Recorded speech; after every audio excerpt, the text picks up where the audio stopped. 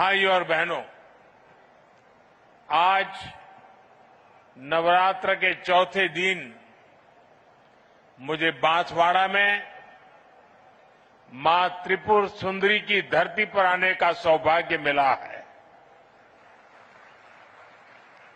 मुझे कांठल और वागड़ की गंगा मानी जाने वाली माही मां के भी दर्शन हुए। माही का पानी हमारे आदिवासी भाई बहनों के संघर्ष और उनकी जीवटता का प्रतीक है। महानायक गोविंद गुरु जी के प्रेरणादायी नेतृत्व ने जो अलग जगाई, माही का पवित्र जल उस महागाथा का साक्षी है। मैं मां त्रिपुरा सुंदरी और मां माही को श्रद्धापूर्वक नमन करता हूं। साथियों, साधना और शौर्य की धरती से मैं महाराणा प्रताप, राजा बांसिया भील, उनको श्रद्धापूर्वक उनका पुण्य स्मरण करता हूं और उन्हें नमन करता हूं। साथियों, नवरात्रि में हम शक्ति के 9 स्वरूपों की पूजा करते हैं और आज यहां ऊर्जा शक्ति यानी बिजली उत्पादन से जुड़ा इतना बड़ा आयोजन हो रहा है। राजस्थान की धरती से आज बिजली क्षेत्र में भारत के सामर्थ्य का एक नया अध्याय लिखा जा रहा है।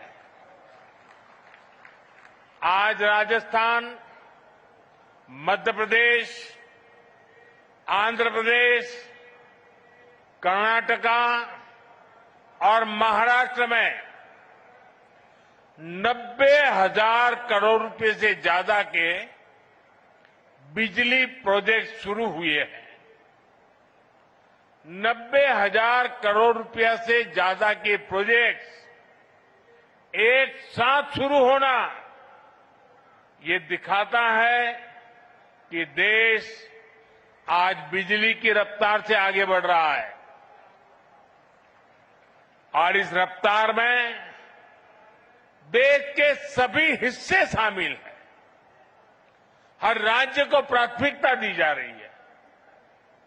यहां राजस्थान में भी क्लीन एनर्जी प्रोजेक्ट और ट्रांसमिशन लाइन की आधारशिला रखी गई है। बांसवाड़ा में राजस्थान एटॉमिक पावर प्रोजेक्ट का शिलान्यास हुआ है। यहां सोलर एनर्जी प्रोजेक्ट का उद्घाटन भी हुआ है। यानी सोलर ऊर्जा से लेकर परमाणु ऊर्जा तक देश अपनी बिजली उत्पादन क्षमता को नई ऊंचाई तक लेकर जा रहा है। साथियों, आज तकनीक और उद्योगों के जमाने में विकास की गाड़ी बिजली से ही दौड़ती है। बिजली है तो उजाला है, बिजली है तो गति है, बिजली है तो प्रगति है, बिजली है तो दूरियां मिटती हैं और बिजली है तो दुनिया हमारे पास है। लेकिन मेरे भाइयों बहनों, हमारे देश में कांग्रेस की सरकार ने बिजली के महत्व पर ध्यान ही नहीं दिया। जब 2014 में आपने मुझे सेवा का अवसर दिया और जब मैंने दायित्व संभाला तो देश के 2.5 करोड़ घर ऐसे थे जहां बिजली का कनेक्शन नहीं था। आजादी के 70 साल बाद भी देश के 18,000 गांवों में बिजली का खंभा तक नहीं लगा था। देश के बड़े बड़े शहरों में घंटों घंटों की बिजली कटौती होती थी। गांव में तो 4-5 घंटे बिजली आ जाए तो बड़ी बात होती थी और उस समय लोग चुटकुला सुनाते थे कि हमारे यहां बिजली जाती है, ये न्यूज नहीं है। लोग कहते थे कि बिजली आई, वो न्यूज होता था। लोग एक दूसरे को बधाई देते थे कि आज 1 घंटा बिजली आई थी। वो हाल थे। आज बिजली नहीं थी तो फैक्ट्रियां भी नहीं चल पाती थी, नए उद्योग नहीं लग पाते थे। राजस्थान समेत पूरे देश में यही हालत थी। भाइयों बहनों, 2014 में हमारी सरकार ने इन हालातों को बदलने का संकल्प लिया। हमने देश के हर गांव तक बिजली पहुंचाई। हमने 2.5 करोड़ घरों को मुफ्त बिजली कनेक्शन दिया और जहां जहां बिजली के तार पहुंचे वहां बिजली भी पहुंची। वहां लोगों की जिंदगी आसान हुई, वहां नए नए उद्योग पहुंचे। साथियों, 21वीं सदी में जिस देश को तेज गति से विकास करना है, उसे अपने यहां बिजली उत्पादन बढ़ाना ही होगा और इसमें भी सबसे सफल वही देश होंगे जो स्वच्छ ऊर्जा यानी क्लीन एनर्जी में आगे रहेंगे। इसलिए हमारी सरकार स्वच्छ ऊर्जा के अभियान को एक जन आंदोलन बनाकर काम कर रही है। हमने पीएम सूर्य घर मुफ्त बिजली योजना शुरू की। आज इस योजना के तहत शहरों और गांवों में छतों पर सोलर पैनल लग रहे हैं। हमारे किसानों को सस्ती बिजली मिले, इसके लिए पीएम कुसुम योजना के तहत खेतों में भी सोलर पंप लगाए जा रहे हैं। आज इस दिशा में कई राज्यों में सोलर प्रोजेक्ट्स का उद्घाटन हुआ है। इन प्रोजेक्ट से लाखों किसानों को सीधा लाभ मिलेगा, यानी घर में मुफ्त बिजली के लिए पीएम सूर्य घर मुफ्त बिजली योजना और खेतों में मुफ्त बिजली के लिए पीएम कुसुम योजना। अभी मैं कुछ देर पहले पीएम कुसुम योजना के कई मेरे किसान भाई बहनों से, जो इनके लाभार्थी हैं, उनसे बात कर रहा था। मैं महाराष्ट्र के भी किसान भाई बहनों से बात कर रहा था और वो अपने जो अनुभव बता रहे थे वो बहुत ही उत्साहवर्धक थे। सौर ऊर्जा से मुफ्त बिजली उनके लिए बहुत बड़ा वरदान साबित हो रहा है। साथियों, आज भारत विकसित होने के लिए तेज गति से काम कर रहा है और इसमें राजस्थान की भी बड़ी भूमिका है। आज यहां राजस्थान के लोगों के लिए 30,000 करोड़ रुपए की अन्य परियोजनाओं को भी शुरू किया गया है। पानी, बिजली, सेहत, इससे जुड़ी इन परियोजनाओं को, उससे आप लोगों की सुविधाएं बढ़ेगी। मैंने अभी वंदे भारत समेत 3 नई ट्रेनों को हरी झंडी भी दिखाई है। इस समय देश में रोजगार के नए अवसर पैदा करने का भी बड़ा अभियान चल रहा है। उसी कड़ी में आज राजस्थान के 15,000 युवाओं को सरकारी नौकरियों के नियुक्ति पत्र भी मिले हैं। मैं इन सभी युवाओं को जीवन की इस नई यात्रा की शुभकामनाएं देता हूं। मैं राजस्थान के लोगों को विकास की परियोजनाओं के लिए भी बधाई देता हूं। साथियों, मुझे खुशी है कि आज राजस्थान की भाजपा सरकार राज्य के विकास में पूरी ईमानदारी से जुटी है। कांग्रेस ने राजस्थान को लूटकर जो जख्म दिए उसे भरने का काम हमारी सरकार कर रही है। कांग्रेस सरकार में राजस्थान पेपर लीक का सेंटर बन गया था। जल जीवन मिशन को भी कांग्रेस ने भ्रष्टाचार की भेंट चढ़ा दिया था। महिलाओं पर अत्याचार चरम पर था। बलात्कारियों को संरक्षण दिया जा रहा था। कांग्रेस राज में बांसवाड़ा, डूंगरपुर, प्रतापगढ़ जैसे क्षेत्रों में अपराध और अवैध शराब का कारोबार खूब पनपा। लेकिन जब यहां आपने भाजपा को मौका दिया तो हमने कानून व्यवस्था को मजबूत किया, योजनाओं में तेजी लाए। हम यहां बड़े बड़े प्रोजेक्ट लगा रहे हैं। आज राजस्थान में हाईवेज, एक्सप्रेसवेज का नेटवर्क बिछाया जा रहा है। आज भाजपा सरकार राजस्थान को, दक्षिण राजस्थान को तेज विकास की राह पर आगे बढ़ा रही है। साथियों, आज पंडित दीनदयाल उपाध्याय जी की जन्म जयंती है। उन्होंने हमें अंत्योदय का सिद्धांत दिया था। अंत्योदय यानी समाज के आखिरी पायदान पर खड़े व्यक्ति का उत्थान।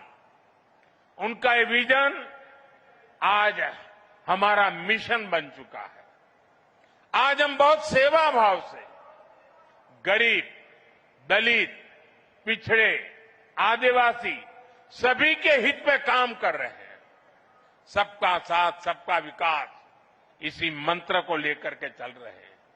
साथियों, कांग्रेस ने आदिवासी समाज को हमेशा नजरअंदाज किया, उनकी जरूरतों को कभी समझा ही नहीं।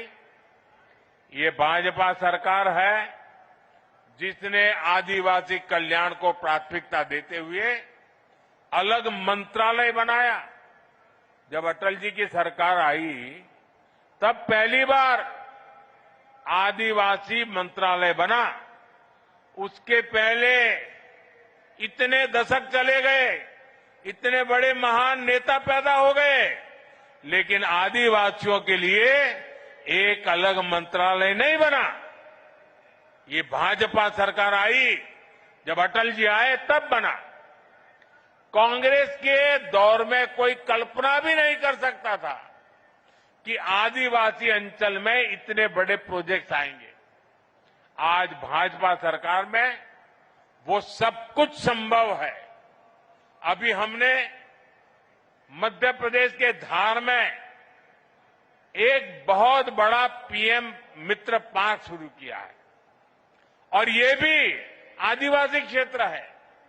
इससे आदिवासी किसानों को, कपास उत्पादक किसानों को बहुत बड़ा लाभ होने वाला है।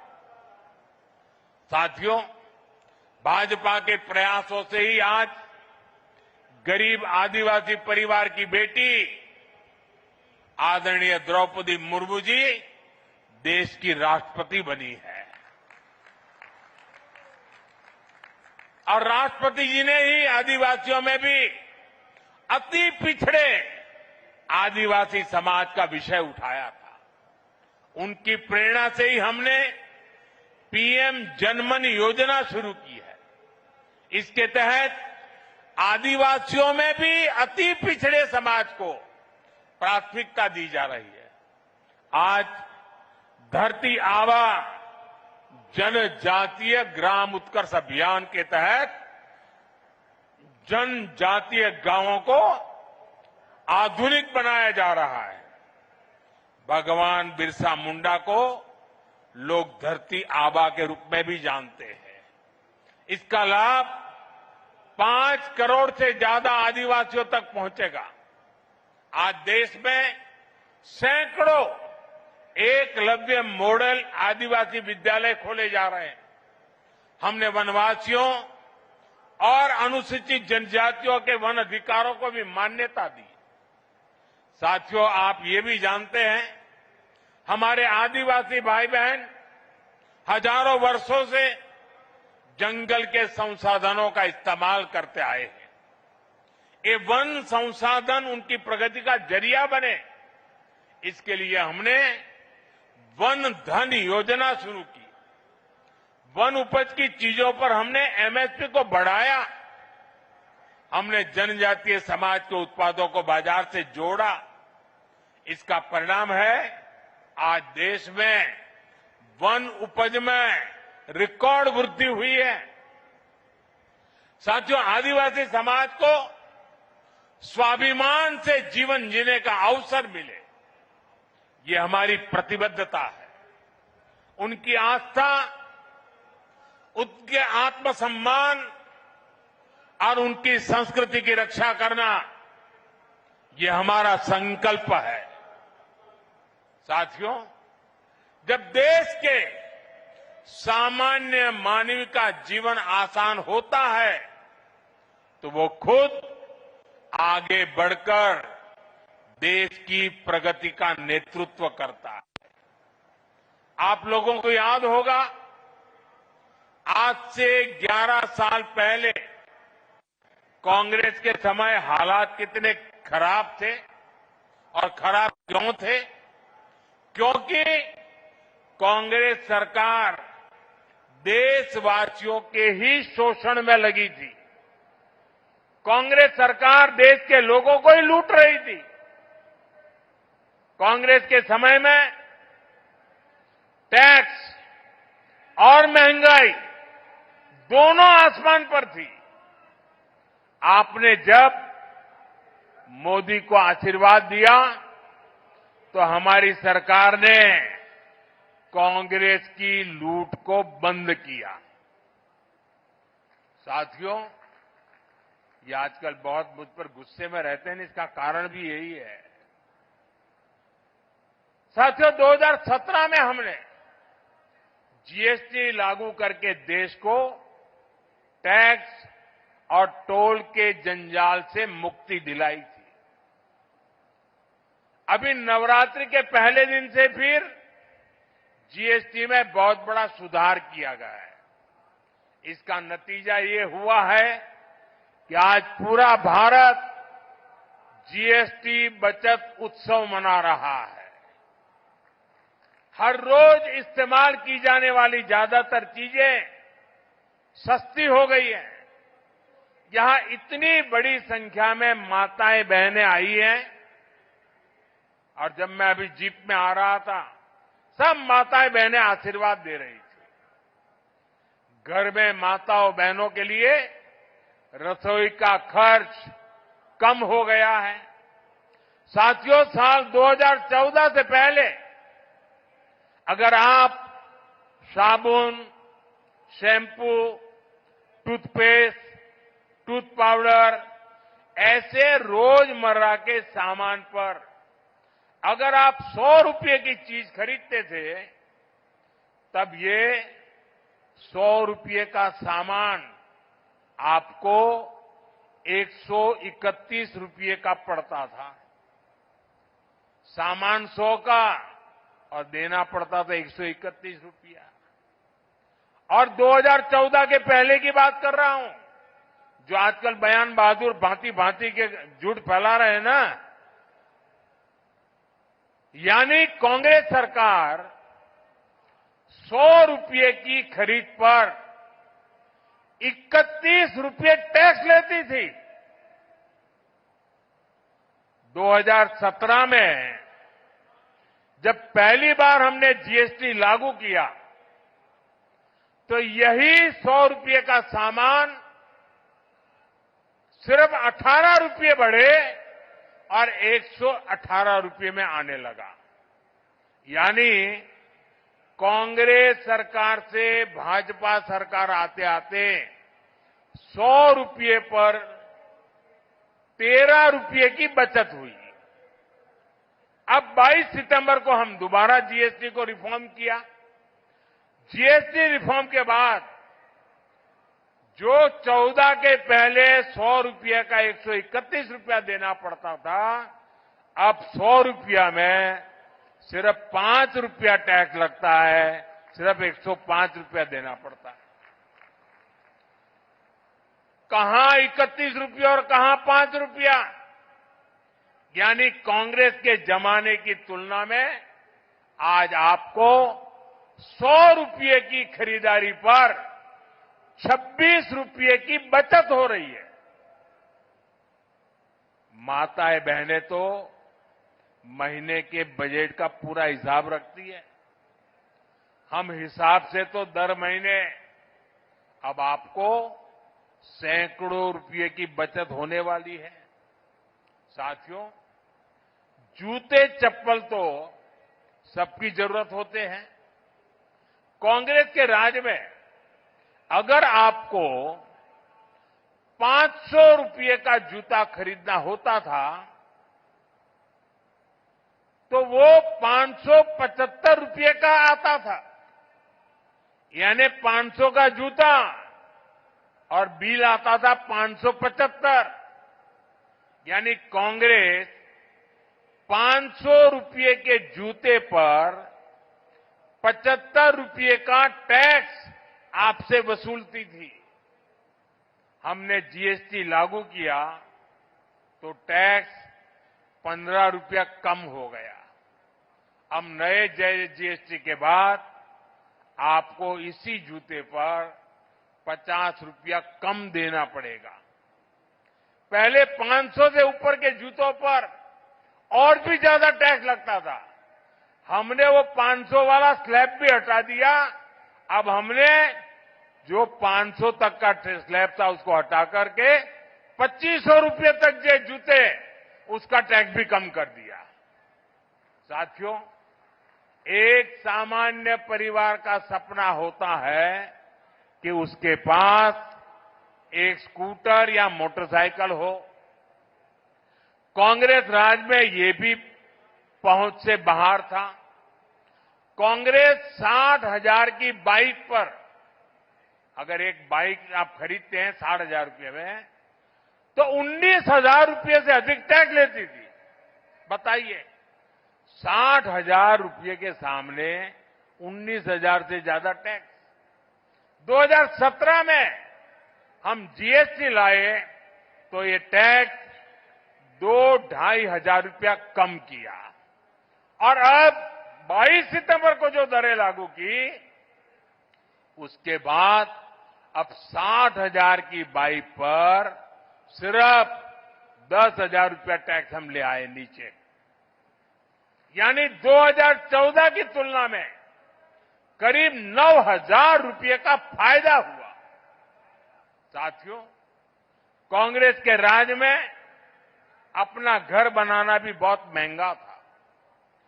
300 रुपये के सीमेंट के बैग पर कांग्रेस सरकार 90 रुपये से अधिक टैक्स लेती थी।